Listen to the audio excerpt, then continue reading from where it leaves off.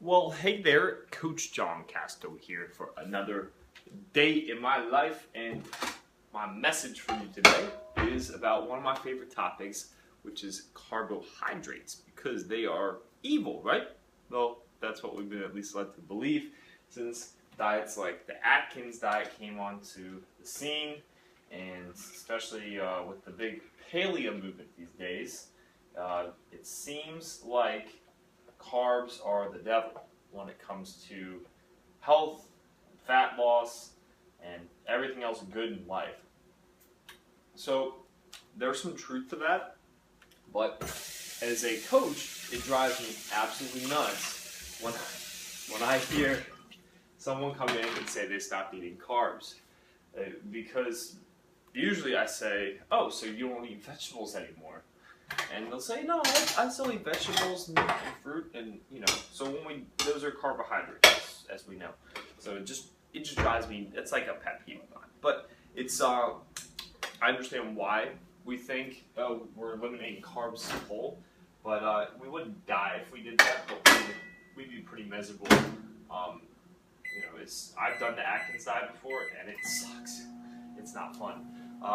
So when it comes to carbohydrates, the truth is there are better carbohydrate sources than others, right? Obviously, on one end of the spectrum, you have sugar-based products. Anything that's sugar-based, especially if it's processed sugars, is going to be absolutely terrible for you. Just like any sort of grains that are processed down, like white flour products. So those are the things you really want to avoid at all costs. Okay. On the other end of the spectrum, you do have more natural whole grains that are minimally processed. Also, you have fruits, you have vegetables, nuts and seeds.